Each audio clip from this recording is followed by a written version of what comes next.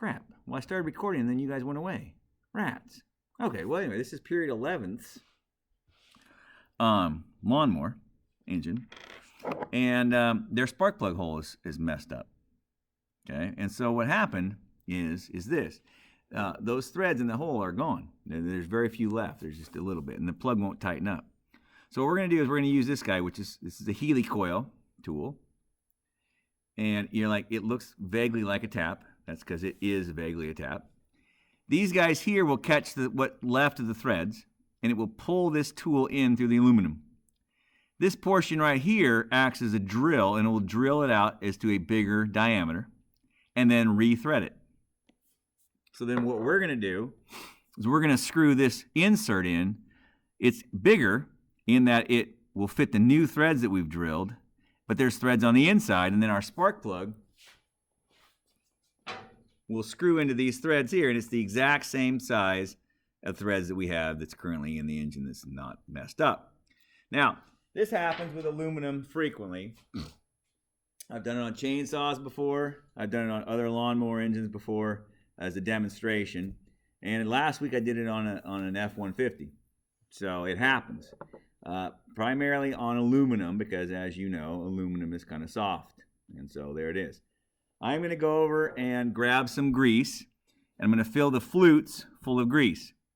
So when I drive this through and it cuts the aluminum, that aluminum shavings will land in the grease, and it won't stay inside the engine. Now, in this case, it doesn't matter that much because we're going to pull that head off anyways and clean this entire engine out. Well, I am. You guys are just going to watch. Okay, but the Ford I did last week, it was very important that these were full of grease, so I was able to catch that aluminum before it got into the engine. That would be not optimal if it was in the engine. I'm going to pause you for a sec. Be right back.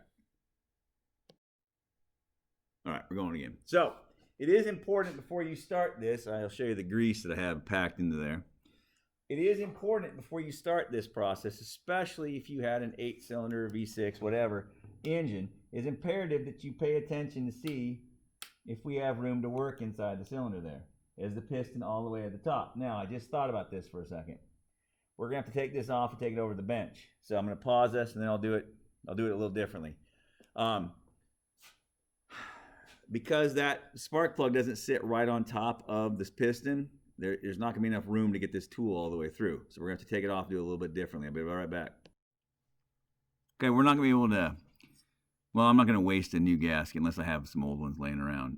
This gasket's torn, and so it's not going to seal good when I put it back together after we fix the threads in this hole. If you look in there, you can see how the threads are messed up. They're not going to catch anymore. This side, maybe you can see it a little better. They're stripped out right there. Just those threads right there. So I'm going to attempt to do it here freehand. If we need to, I'll go over to the vise and we'll see how it works. But we'll try it here. Just going to thread it in. If it catches and goes, cool. If it doesn't, I'm going to go over to the vise and do it. Yeah, I think it might work here. So we should see. Okay. Now that's just aluminum, so it doesn't take a lot of force. All I'm doing is just taking and turning this in like so, and it's threading through. You can start to see it coming through the other side. Now, right now it started drilling, the actual drilling process of going through, and now it's actually cutting the new threads. So if you look in there, you can see what's happening.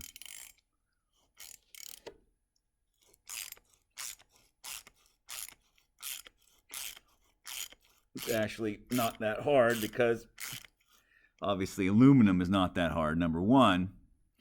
And then number two, we aren't putting a ton of threads in this hole. It's pretty thin. The one I did in that pickup the other day, well, first of all, it was really scary because I couldn't see what I was doing very good. And then it was way in the back of the engine in a hole, and it was kind of freaking me out. Got a little harder all of a sudden, and I was like, oh no. Okay. Okay, so we got her. Hot diggity dang. How about that? Okay, so if you look in there now, you can see there's pristine threads. But those are the bigger threads that go on the outside of that insert. Okay? I hope I can find the insert. I set it down somewhere. Now I got to find it. One moment, please. All right, we're back. So I went and cleaned out a little bit of what I was doing here with the head. So here's our insert. Okay. Notice the insert now just threads right in there. Now, the way there is a tool that comes with the kit, and you put the insert on. So some of them have a deal where you can thread it on. This one doesn't. So there's a couple ways to do it. I find the easiest way, personally, I think, if you can, if it's easy to see, is to start on the spark plug like so. That helps you to get started in the hole. It's kind of hard to start it otherwise. Once it gets started, you can kind of hold it there and back the spark plug out. And so there it is. It's started in the hole. Now you just got to screw it in the rest of the way by hand, if you will. Now, Mr. Grimm, what's going to seal these threads on the outside? See, that's a good question. Okay, so there's a couple ways to do it. So for the rig I did last week, that F-150, I would suggest that we do, we're not going to pull the plug out very often. It's not going to be very often when you got to pull a plug out. Probably 100,000 miles or something. On these small engines, you pull plugs out fairly frequently. Okay, so I don't want them coming loose on this guy. So I'm going to use some red Loctite. I'll be right back.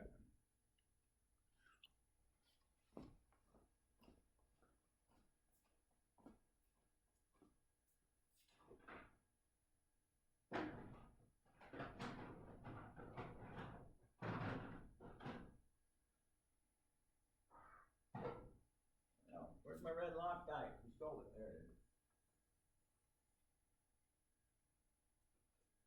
I forgot I hid the red Loctite so no one would accidentally use this stuff. You do not want to use this stuff unless you do not mean for something to come loose ever again, ever.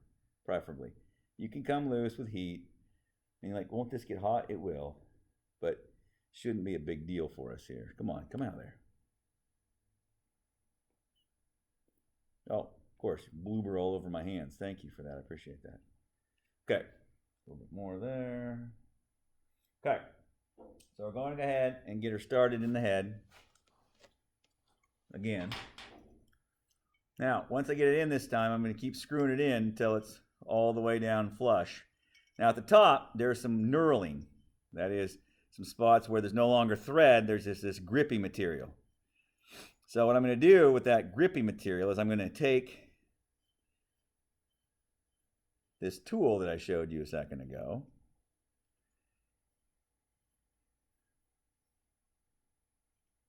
So I bottomed it out. This thing is bottomed out in there. And now I'm going to take this tool and I'm going to set it right in there and I'm going to take a hammer and I'm going to wail on it. And that's going to drive those grippy things into the aluminum, helping it to stay put. Okay? That alone would not make it stay put, but that will help it stay put. And I'm going to grab the hammer. Apparently I sit down over here a minute ago.